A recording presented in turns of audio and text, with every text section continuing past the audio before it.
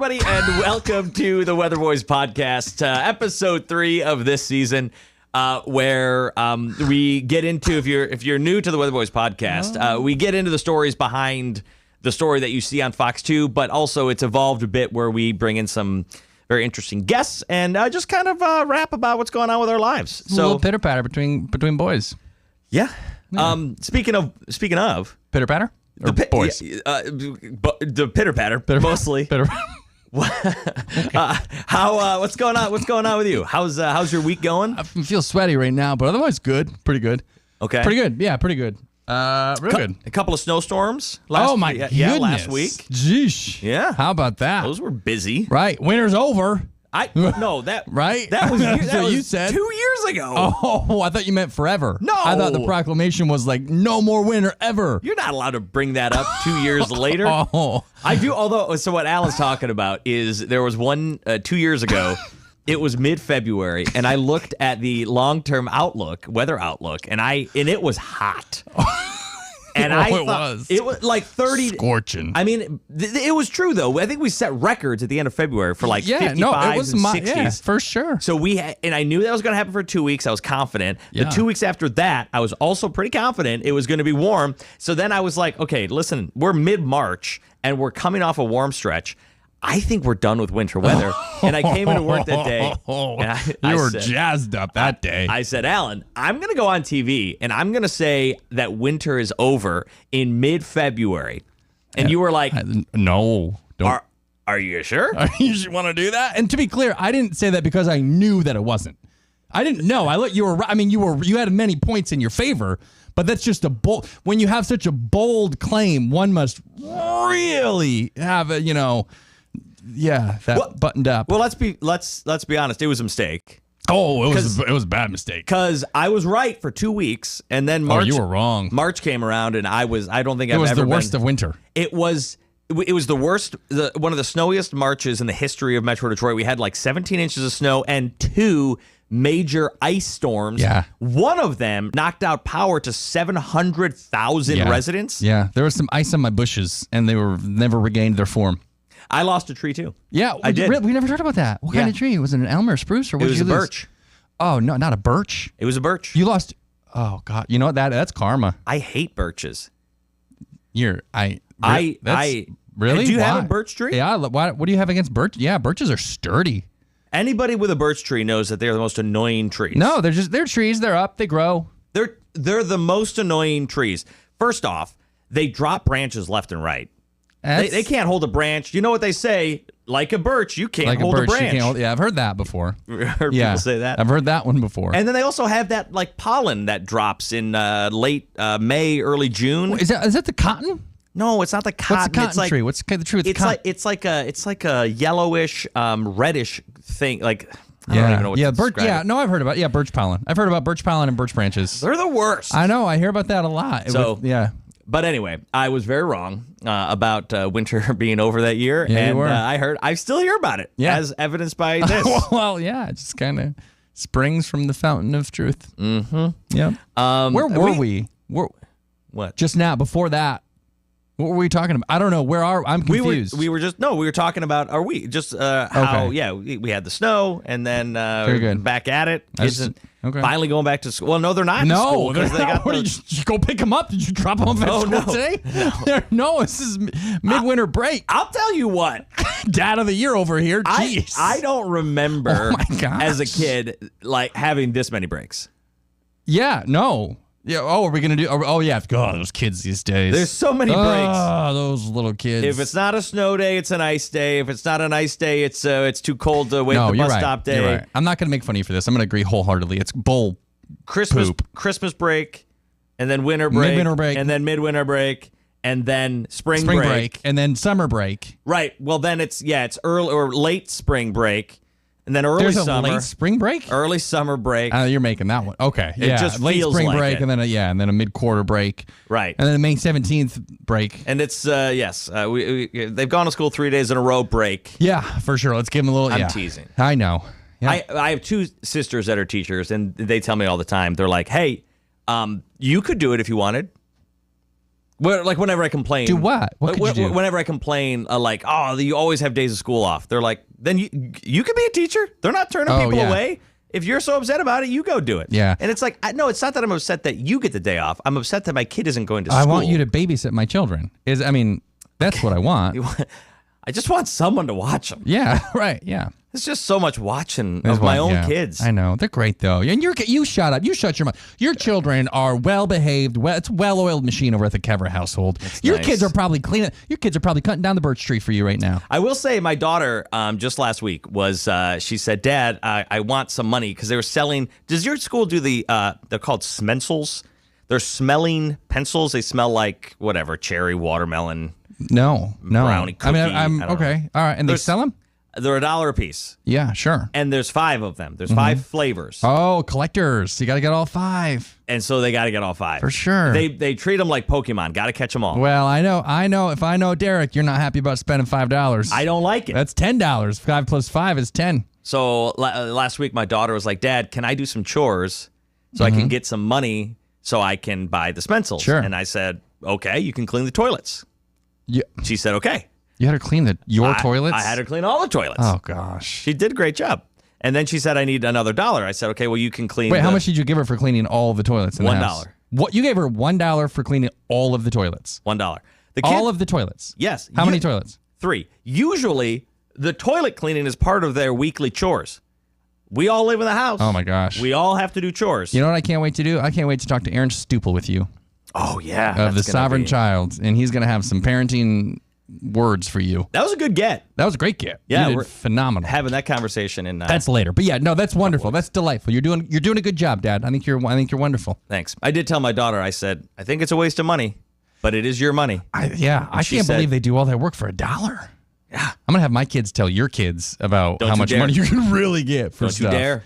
Yeah. If you teach my kids about inflation, I'm coming after you. I gave my daughter $25 the other day for making the letters. Do you know the letters for the roller derby story that nobody knows what I'm talking about? Because they didn't make it in the story because they didn't work on the back of the shirts. Yes. Not because of her, but because they didn't adhere to the shirt. Anyways, point is, I paid her $1 a letter for that thing. Anyways, whatever. You're doing it right. I'm doing it wrong. No, let's talk more about this because this is what we're talking about. And is our guest here? It looks like she is. Oh.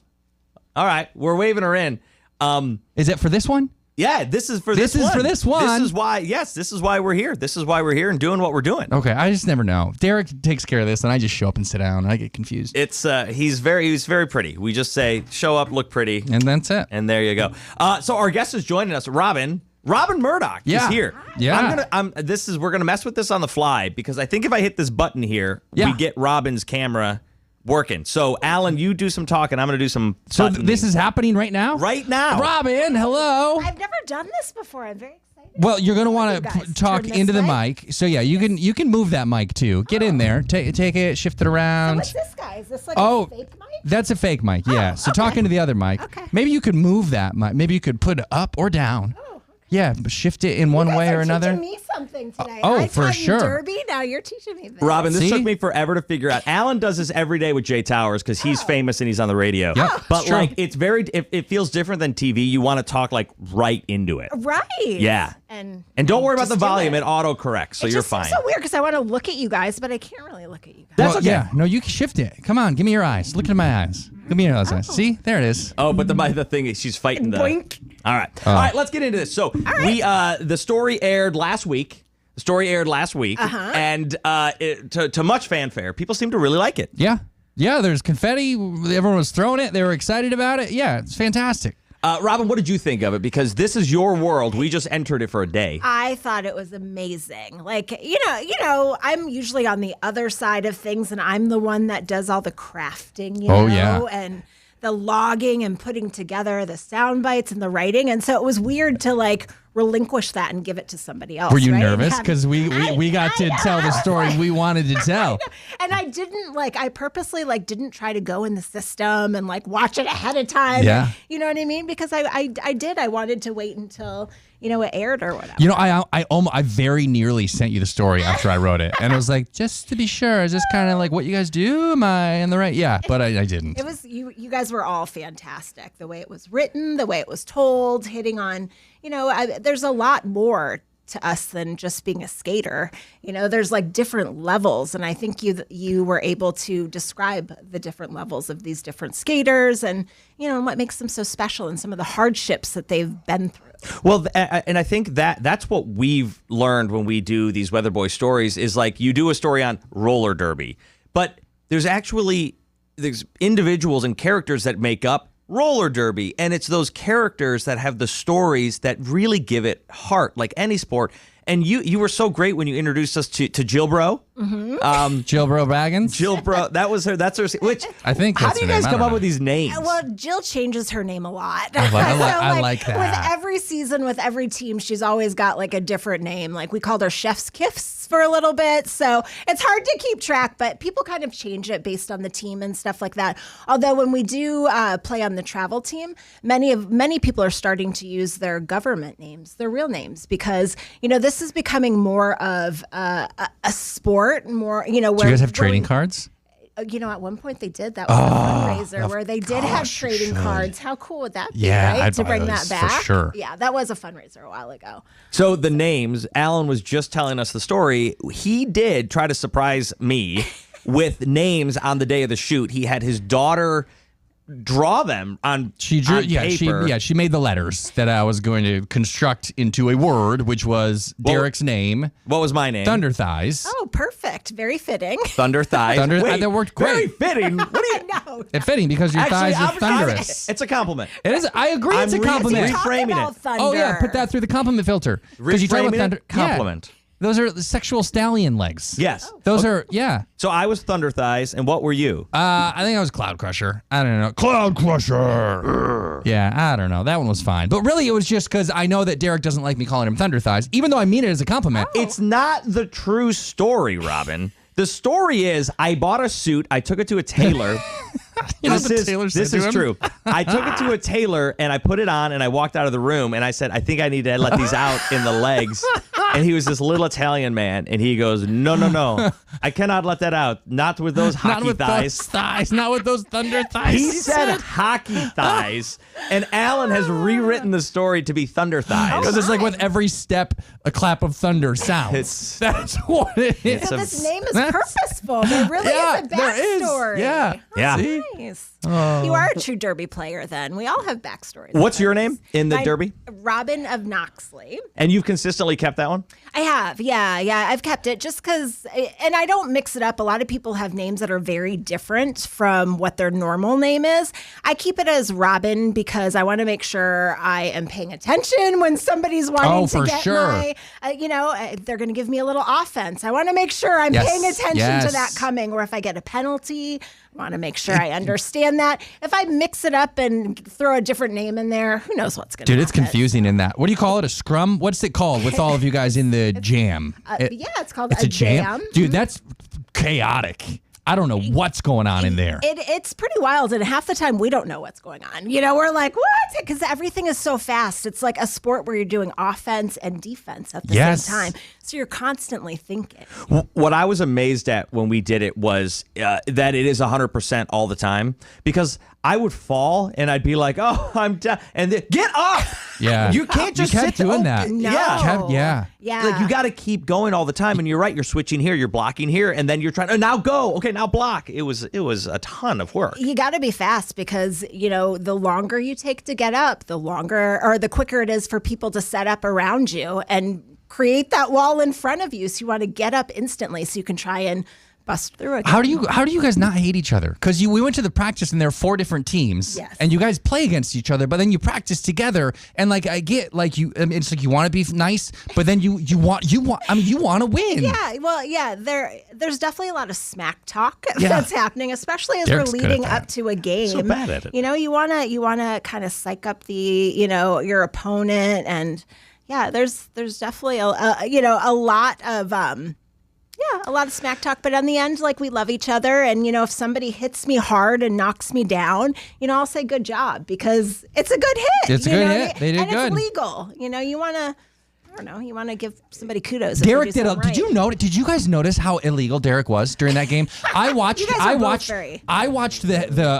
footage a lot, and he was very handsy. What do we call these penalty noodles? Your arms? Derek's penalty noodles were all in places that they shouldn't have been. And these I said, whoa, and it kept happening, and yeah, it sure was. Yeah. So Derek, what do you have to say about your penalty noodles? First off, I'm very sorry because you look sorry. The hands were not. Yes, I had a hard time. First off, I was not good on skates, so my hands were out often to like give myself balance. Yeah, but also I'm used to like playing sports where you can like push people. Don't you dare! You can't. Don't you dare! But yes, those sports. I realized at some point I needed to stop doing that because I was in places I shouldn't have been, and I am very sorry about that. Yeah. Sometimes it happens. A slip of the hand, of the knee, of the foot. They've all ended up in places where they should not be. Also, I saw you grab Jill when you split your pants and you fell down. You know what? I gotta go for a minute, real quick. Yeah, Robin, I'm gonna set you up. Go. I'm gonna set you up for a long answer here, and feel free to take as long as you need. Okay. So, first off, explain how you got into the world of roller derby. Okay. Like what, because that is so interesting to me how people say, oh yeah, I do roller derby. It's like, how did you hear about that? And then why stick with it? You answered it a little bit in the piece, but we couldn't give you your full answer, and I want to give you the time to answer that. So I started doing roller derby because actually the producer of The Nine many years ago, Connie Smith, we were just working the morning shift in the newsroom one day, and there was something called Derby U, which is basically where people come to Detroit, they learn about skating and the program and the different teams and stuff. So she was preparing to do that. And so I was like, I'll go with you. I won't make you go alone. And so we went together to this Derby U, and I immediately knew that these skaters were much better than I am, and that I needed to do a little bit of training before I was able to even try that. So I started skating with a team in Oakland County that has since dissolved, but I skated there for many years. I kind of balanced skating with different pregnancies, and then I just went all into it, and it's just something that I'm able to do for myself, and I want my daughter and my sons to look at me and say, my mom is tough and she's strong, and if you put your mind to something, you can accomplish it. Because I skated growing up at a roller rink, you do the backwards skate with your boyfriend or friends, but nothing like this. I played softball growing up. I didn't play, full contact sports at all. So you have 3 kids, and how old are they? So my twins are 11, and then my daughter's 14. So a 14-year-old girl, seeing mom go out there and kick someone's butt. Yes. I mean, as a young woman, and Alan's got three girls, and I've got a daughter too. Right. Like representation, female representation, as like I can physically stand up for myself. I'm gonna go get what I want, and I'm doing something that isn't feminine. Right. That's important, right? Yeah, I think so. I think it helps you become a well-rounded person. And what I'm learning through derby or sports in general, I think, there's lots of takeaways from it.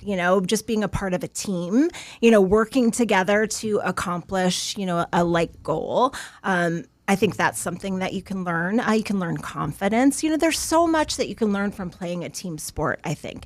And I hope that my kids, see some of that in me, and hopefully it gives them a little bit of drive to, try and excel one day themselves. Except for the fact that they don't watch you? Because they don't like to see mom get hurt? I know. Well, yeah. I do let them come to some games, but not very often. Yeah. Like, I am afraid because I take some hard hits out there. For sure, yeah. I blew out my knee.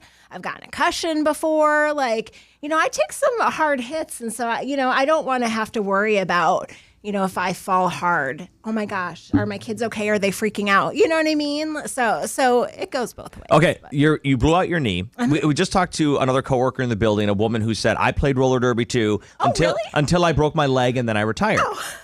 Now, you blew out your knee. Yes. You did not retire. I did not. Why would you go back to a sport that made you blow out your knee?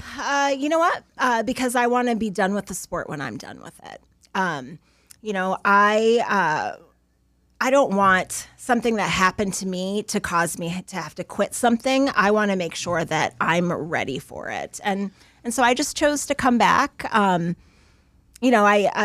feel fine. I feel good. Eventually, I'm going to have to stop. I'm just getting older, and it's harder to pop up and stuff No like way. that. But Don't stop. No, never. But yeah, I don't know. I just wanted to keep on doing it. I want to go out on my terms. I love that. I always wonder, because we have children, and now I want to instill the best virtues and values and mindsets in them. Yeah. Do you think that came from roller derby? Do you think that when you started roller derby, let's say if on day 2 you blew out your knee, you'd come back? Or did you develop that through roller derby, or were you born with that mindset? How do I give that mindset to my kids is what I'm asking you. So there are a lot of people who I think are injured very quickly in roller derby, and perhaps like us. Yeah. More serious though, besides bruises. But there are some people that, they don't come back after an injury because it can get scary. The first time that I started skating after I had my knee reconstructed, there was definitely hesitation. I was nervous that I was going to be hit hard and How long? How many months? I think I was out for 6 months before I was able to skate again. But I constantly went to practices. I watched what they were doing because I believe if I can see what's happening, hopefully I'm training my body at the same time. That's so smart. Yeah. I just wanted to stay in tune with the game. And even though, physically I couldn't do stuff, mentally I could still take stuff in and I could understand the drills and things like that. Similar experience. I blew my knee out playing basketball. Yeah.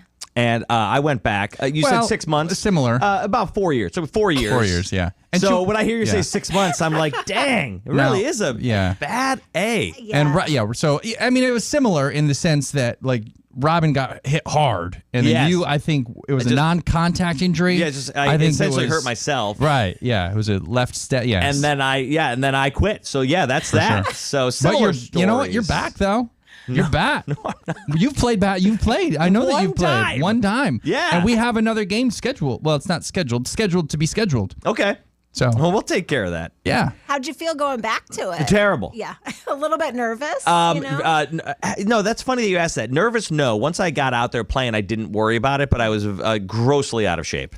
I was tired within the first 10 minutes, and then I had to think. I was the next 30 minutes I spent trying to craft an excuse to leave, which then I did about 20 minutes after that, and I left halfway through, and everyone's like, we need you for even teams. And I was like, I got to work early, and I just left. So, wait, you've chosen not to play since then? This has been a choice?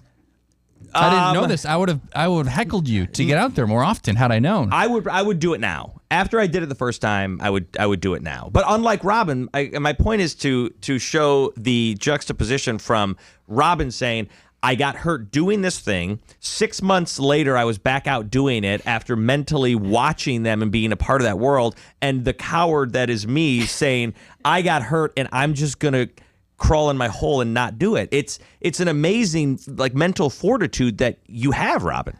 Well, or stupidity. I don't know, one or the other. I don't know, because I'm sure people are like, what the heck are you doing, Robin? Why are you continuing to beat yourself up like this? No, I think you're doing the right thing. Yeah, don't let life happen to you. You happen to life. That's a saying I read once on a thing. That was great, Alan. It was beautiful, wasn't it? Did you guys want to write it? Did you write it? I noticed you're not writing it down. Robin, next time. You do have some big news, a big accomplishment for yourself in the world of roller derby. I do? Oh, because I made that. I was like, what? Because I made the travel team? Yes. Is that what you're talking about? Yes, you made that. That's a big deal. I did, yeah. It's a 2-day tryout. I made it. I was one of 27 people that got selected. And one of the things I'm super excited about is my parents are from the East Coast, and so I don't get to see them very often. They certainly never get to see me skate. I think they've only seen me skate once in the 10 years that I've been skating. We should be playing in a tournament on the East Coast, and I think my folks should get to see me skate. So yeah. I'm so excited to have my mom and my dad cheering for me, and hopefully they'll make a poster. Mom and dad make a poster for me. That's fantastic. You're nervous to have your kids watch you get hit? Wait till your parents watch you get hit. I think my mom will be freaking storm out there. Yeah. Although you should hear my mom at football games. She is loud, so I imagine I will hear her above anybody in that, and that's along the rink. So, what were you thinking? Did you think you would make it, or is this out of left field? I was hoping so Yeah. because I had made it, the year before. So I was hoping. But, when you're trying out for something, you just never know if you're going to. Oh, it's so exciting. I don't know. It's not exciting. It's very it's anxiety exciting. laden. It is. The difference is only the label you put on it. The feelings in your body are the same. This guy wants Call it what you want. In a previous life, write that one down. Alan was a motivational speaker somewhere. I guess. But I'm with you. It's full of the older I get, I don't like the anxiety. I don't like the pressure. I just want to have fun. I'm going to call where's the BS? You've never had anxiety in your life. Have you met Derek? Robin? He doesn't get nervous about anything. He's never been nervous. I've never seen him sweat. Well, I've seen him sweat. I mean, you saw the piece. I was dripping sweat. Yeah, physically he sweats. But if I was in Robin's shoes, how many women tried out? There were 30, I believe, that tried out. Right, so only a fraction, 2/3 get to make the team. I would be anxious. You're saying that you would be anxious if you were Robin because she's a girl and she gets anxious. Is that what you're saying? No, Derek? Did anybody? Looks like we just found our intro for the podcast. In our live looks studio like audience? we just found the intro. Derek the misogynist. Oh my gosh. Robin, tell us what's next. How long are you going to play for? Because you can't play forever, right? No, I cannot play for. It's very tiring. You guys know. It's exhausting. You did it one day and woke up the next morning. Can I interrupt you real quick to say that Robin does this all the time? She does this. She goes to bed at 3 hours. She does that and then has like 2 hours of sleep. Literally, I do often. Yeah. We did it once and we were down. So Robin, you're right. Explain more about how that schedule works for you because that's a fascinating element. Yeah. So our practice is over about 10 o'clock at night. Get home at about 10:30. You know how it is. You got to shower. You're wound up, man. You got to eat. Your adrenaline is pumping. I can't sleep right away, so I probably fall asleep maybe around 11:30 midnight, and I've got to get up around 2 for work. So that is a nap day. You would never know it seeing Robin the day after. You would never know. And you do that every week? Yes, every Wednesday. So Thursday morning, if you see me, I'm looking a little tired. That might be why. Can I guys tell you a secret? Yes. I didn't shower that night before work. Me neither. Oh, you didn't either? Wait. Did you say before work? You Correct. came to work I came without to work showering? without showering. Now I changed into fresh A different cloth. suit, I hope. Different suit, different underpants, different That's disgusting, socks. man. It is disgusting. It's A filthy. suit that had the It's filthy. It's even filthy for me. sewn. Yeah, we have to sew that back up. I thought you were going to say I didn't shower that night because I got I didn't home shower that night. and passed out, and I did not. My wife was like, Your "You're not." wife let you in bed? No, Okay. she was like, "Sleep in the guest room." Yes. and I was like, "Fine." I was trying to prove a point because I'm an idiot. So I did sleep in the guest room, but I was like, "I'm going to shower in 4 hours. I don't want to shower now and then go shower in 4 hours." That's what I was thinking. But you.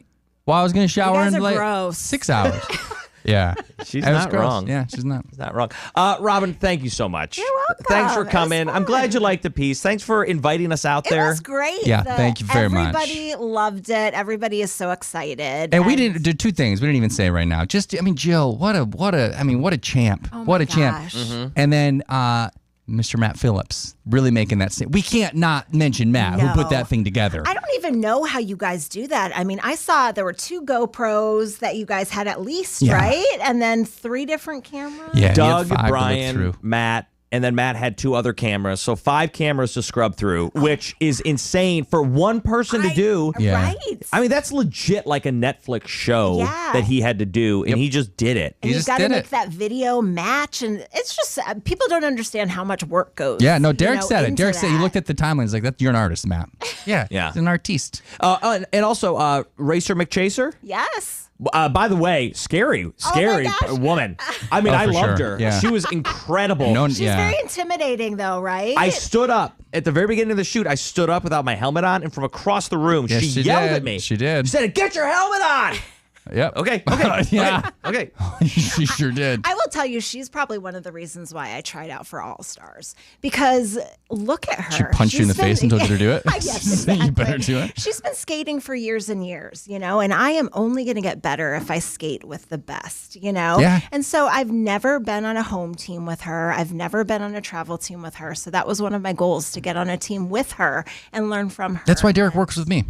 Same. You know what I mean? He wants to learn from the best. And Exactly the same. gosh, We all shoot for the stars. I know. Also, big thank you. We have you to thank for the mouth guards? Oh, yeah. Yeah. Yeah, my pink mouth guard was beautiful. Thank you very Robin. much. I was Thank you, told Robin. it was requested. I specifically asked what colors to get, and someone told me black for him Yeah. and pink for Derek. Yeah. Did I tell you what he said? So he was like, "Oh no, we have to mold these," which I was like, "Yeah, of course we have to mold them." And he goes, "Do you want me to mold it for you?" And I said, "Do I want your mouth to mold the guard that I will?" No, of course I don't. It won't even. What'd you fit. really say though? I said no. Derek. I said please do it. Yeah. I know. I was a dummy. I totally forgot you had to mold them. I didn't even open the bag until the night of practice. You didn't even know what my gift was? Well, I knew what it was. Okay. I knew that they were mouth guards. Okay. I didn't look at them, and then actually I did look at them. That's not a lie. I looked at them. I remember thinking like, that's thin. Oh well. Yeah. Oh well. Let's keep going. I didn't really put two and two together. And then the night of, we had to go to the Masonic Temple, which is a beautiful building. But I'm like, I don't know if they have boiling water. I'm like, Dirk, I'm at home, bro. Yeah. I'm gonna go ahead and I'm gonna mold yours too. I mean, Alan traveled with a tea kettle I brought a for tea us kettle. to do it on the spot, which was great. It worked out wonderfully. It all worked. I mean, we did tear it. We had to do it 4 or 5 times. Yeah. But we finally got it right. You are true Derby people, because that's what we do. Oftentimes we will travel and somebody will bring something like that, so that we can heat up our mouthpieces, or we just put them in a cup of boiling water. So I think you guys are meant to do this. You were destined to be Derby players. Oh, yeah. Before we let you go, how do you guys get into the Masonic Temple? What an amazing place to have your practices. We have been skating there for years and years. We started off at Kobo. We would actually skate in Kobo years and years ago at the very beginning. But we've been in the Masonic Temple for, I don't know, 10 years, maybe more than that. And it's just a great venue, right? It's kind of like a hidden treasure where we are on the 3rd floor drill hall. I mean, but just, walking in and you just... the history of the building alone. And then to be able to do roller derby there, it feels very Detroit. It does. I love it. It's like, it's super fancy in spots, and it's super creepy and totally haunted on some floors. Yeah, and rustic. And it's over 1,000 rooms, I believe. I think it's the largest one in the entire world, the largest Masonic temple. So it's pretty cool. I wanted to add to the lore. I was this close to killing Alan so he could haunt it. Yeah. So I'd see you every Wednesday inside the Masonic temple. Just what I want. Robin Murdoch, thank you so much. You're welcome. Thank you for having fun with us, and I'm glad that you guys didn't break anything. I know you had some bruises. I wouldn't have been upset. I honestly wouldn't. If one of us broke a little bone. He's waiting. He really wants me to break a bone. The start of a story, imagine that. Like the sirens, and then we cut to Derek. He's coming out of anesthesia in the bed, and he's like drooling all over. Remember that David goes to the dentist story? Why can't that be you? It could be me. It could be me. I would take it as well. That would be okay. All right, we have to let Robin go. Why? Where do you guys have to go? I have nowhere to be. You also have to go too. Fine. All right, Robin, thank you. Bye, guys. Thanks. Robin Murdoch, just the loveliest of all people. I know that this said, like, the phrases get tossed around, like, just the nicest, just the best, just like, but she's kind. Like, if she's got a meanness to her, I mean, outside of on the rink, it's hidden deep. Yeah. She's a phenomenal individual. Yeah, we're lucky to work with Robin. Yeah, we are. Yeah, the Fox 2's lucky to have Robin. Sure are. Okay. Well, that was great. That was, anything else from the shoot that we didn't talk about yet? We got the names in, the mouth guard story in. Mm-hmm. I think that's. My favorite story. We have to end with this story. Okay. This is my favorite story about what happened on that shoot. This is fantastic. What a way to wrap it up. So glad this came to me. So Alan got through the line one time, which is the goal of roller derbies, to get through. Twice. Okay. Twice. Maybe 3 times. The first time, he was very proud of himself. Very proud. He gets through, circles around. Oh, yeah. They call time. Him and I go and we sit on a couch. You saw the couch in the piece. We're sitting on the couch. Yeah. Alan is confidently on the verge of cocky, saying that he got through. This woman skates up to him and says, hey, I'm 4'9", 110. Yeah. And you got through me. Hope you're proud of yourself. Yeah. And then rolls away. Yeah. I don't judge a book by its cover, Dirk. I'm 4'9", 110 pounds. Yeah. I hope you're proud of yourself. Yeah, she was a little mini muffin. She was fantastic. That was her name, right? Mini muffin or something. No, I have no idea what it was. It was something though, like she was little something. Yeah. And it was one of the funniest things. Yeah. Because you were so happy, and she's like, "Yeah, you're proud of yourself, huh? Big strong man." Yeah. You know what's funny? Like, I think I blacked out because I didn't even think I got through. Yeah, you did. I was very proud of you, and a little bit jealous because I was working so hard. You should have had one through. I was so close. You were there. It's those lines. Those lines are tricky. Yeah, those women are fantastic. Yeah. Fantastic. Yeah, she was so small. She Yeah. was so small. And that was a good thing. That was one of the best things too. Is they did say they said, look, we come in different shapes, sizes, everything, but we're all here together as a team. Yes. And for me, it didn't matter shape, size, anything. I couldn't beat any of them. No, it was very hard. Through the line. It was very hard. So yeah, a big shout out to Beef before we go. Beef. Beef was fantastic. I called her out. Yeah, I know you did. That made me nervous. That was that's the story. Yeah, that I did not like that when we had to choose who we were gonna, who was gonna try to ram our They let us jam. pick our own poison. Yeah, and you picked it all right, buddy. Well, because Beef, she specifically 10 minutes earlier, she taunted me, and rightfully so. And it was like, you're not getting through, and I didn't. Yeah. And then when it was our turn to pick, I said, I want you, Beef. I know you did. It was great. It was very dramatic. I liked it. They all looked at me like, you've chosen poorly. You've done, yeah. You made the wrong choice. She's one of the best ones here. She was fantastic. And she did great. All right, buddy. Well, we'll have another episode next week. Let's do it. Why not? I'd like to. And we're already working on our next series of stories, the Weatherboys stories that are going to hit Fox 2. So make sure you tune into that. And, of course, our social media channels. We're on TikTok. We're on Instagram. We're individually on Facebook and Twitter. So you can find us there. Maybe we should have a joint account. Alan and Derek. We can merge. Might be some wisdom there. There's also a lot not to like. Yeah, like what? Well, you tweeted on my behalf. I'm not sure I love that. No, I wouldn't be tweeting on your. I'd be tweeting on our behalf. Oh, also our YouTube channel. We should let people know we've got You think we're done with that conversation? We're not. We'll pick this up after the pod. We've got every story and podcast uploaded to our YouTube channel as well. So you can find us all over the place. We appreciate you giving us a listen. Smash and subscribe. Smash and subscribe. Next time, can I sit in the Batman chair? I wanted you to this time. I didn't want to sit in your lap, though. I thought that'd be a little weird. I know. Next time, you're sitting here. Okay. Okay. All right. Love you, buddy. Okay, you too. Bye, everybody. Weatherboys out. Love you too, everybody.